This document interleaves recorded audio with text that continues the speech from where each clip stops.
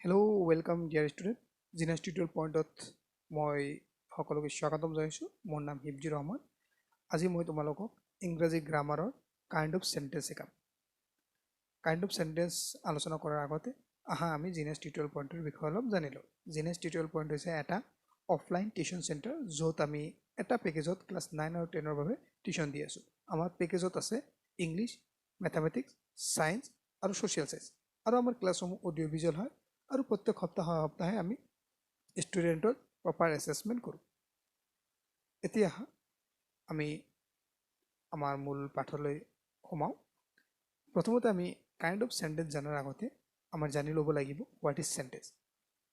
A sentence may be defined as a group of word which make a complete sense.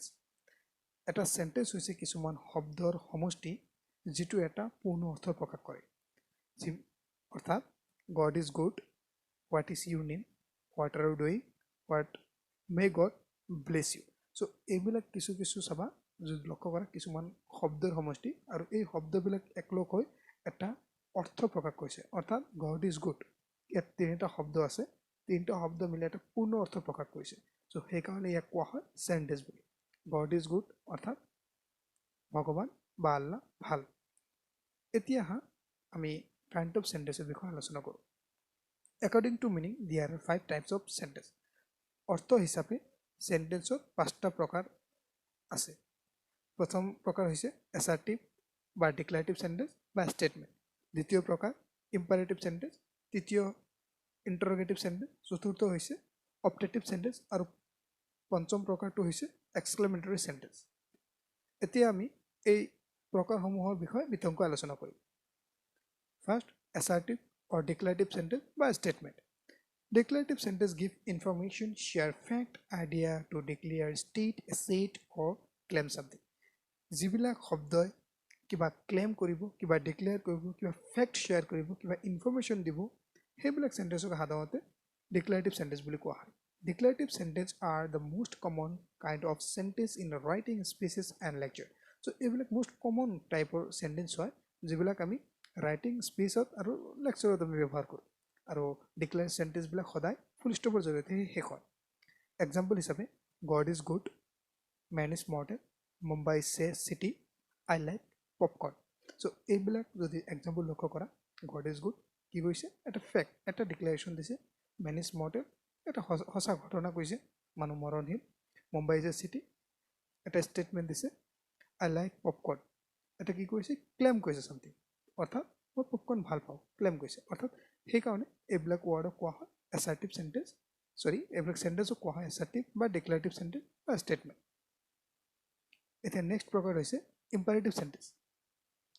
N imperative sentence basically gives information, request or demand. Imperative চেণ্টেন্সবিলাক হৈছে যিবিলাক চেণ্টেন্সে উপদেশ, আদেশ, অনুৰোধ আৰু প্ৰস্তাৱ আদি বুজায়, সেইবিলাক চেণ্টেন্সক সাধাৰণতে ইম্পাৰেটিভ চেণ্টেন্স বুলি কোৱা হয়। An imperative sentence ends with full stop, আৰু ইম্পাৰেটিভ চেণ্টেন্সবিলাক সদায় ফুল ষ্টপত শেষ হয়। Example, do not run in the sun, be kind to the poor, please sit down, let me go' home. এইবিলাক শব্দই কি বুজাইছে, উপদেশ দিছে, আদেশ দিছে, নাইবা অনুৰোধ দিছে, নাইবা প্ৰস্তাৱ কৰিছে। Do not run in the sun কি বুজাইছে, আদেশ দিছে, তোমালোকে ৰ'দত দৌৰি নুফুৰিবা। Be kind to the poor উপদেশ দিছে যে দৰিদ্ৰসকলৰ লগত সদায় নম্ৰ হ'বা। প্লিজ চিট ডাউন অনুৰোধ কৰিছে যে অনুগ্ৰহ কৰি বহক। চ' এইবিলাক চেণ্টেন্সে ইম্পাৰেটিভ চেণ্টেন্স বুলি কোৱা হয়। নেক্সট চেণ্টেন্স হৈছে interrogative sentence. An interrogative sentence is a question. These are easy to recognize because they always end with question mark. Interrogative চেণ্টেন্সবিলাক হৈছে সাধাৰণতে প্ৰশ্নবোধক বাক্য, আৰু এই বাক্যবিলাক আমি অতি সহজে ৰিকগনাইজ কৰিব পাৰোঁ, কাৰণ ইণ্টাৰগেটিভ চেণ্টেন্সবিলাক শেষত প্ৰশ্নবোধক চিন ব্যৱহৃত হয়। এক্সাম্পল হিচাপে what is your name, what are you doing, what do you want, when will you go'. So' এই বাক্যবিলাক যদি তোমালোকে লক্ষ্য কৰা, তেতিয়া চাবা প্ৰত্যেকটো বাক্যৰ শেষত প্ৰশ্নবোধক চিন ব্যৱহৃত হৈছে, আৰু সেইকাৰণে সেইবিলাক চেণ্টেন্সক কোৱা হয় ইণ্টাৰগেটিভ চেণ্টেন্স। নেক্সট হৈছে optative sentence. Sentence is the expression of wishes, blessing prayer et cetera অৰ্থাৎ যিবিলাক চেণ্টেন্সে ইচ্ছা আকাংক্ষা আশীৰ্বাদ বা প্ৰাৰ্থনা আদি প্ৰকাশ কৰা সেইবিলাক চেণ্টেন্সক কোৱা হয় optative sentence optative sentence ends with full stop example হিচাপে চোৱা may you be happy long live our freedom may God bless you so' এইবিলাকত কি কৰিছে ইচ্ছা প্ৰকাশ কৰিছে আকাংক্ষা প্ৰকাশ কৰিছে আশীৰ্বাদ বা প্ৰাৰ্থনা আদি প্ৰকাশ কৰিছে আৰু সেইবাবে এইবিলাক চেণ্টেন্সক কোৱা হ'ব অপটেটিভ চেণ্টেন্স এতিয়া last exclamatory sentence exclamatory sentence are ways to share strong feelings such as excitement exclamatory sentence বিলাক সেইবিলাক sentence যিবিলাক মনৰ আবেগ উৎসাহ আদি প্ৰকাশ কৰে বা হঠাতে হোৱা আনন্দ হঠাতে হোৱা দুখ আচৰিত বিস্ময় আদি যেতিয়া প্ৰকাশ কৰিব তেতিয়া তাক exclamatory sentence বুলি কোৱা হ'ব আৰু exclamatory sentence বিলাকৰ শেষত ভাৱবোধক চিহ্ন ব্যৱহৃত হ'ব যাক ইংৰাজীত exclamation mark বুলি কোৱা হয় এক্সাম্পল হিচাপে what a fool I am how lovely is the rose what a pity so এইবিলাক চেণ্টেন্সক কোৱা হয় exclamatory sentence এতিয়া সামাৰি আজি আমি শিকিলো এই ক্লাছত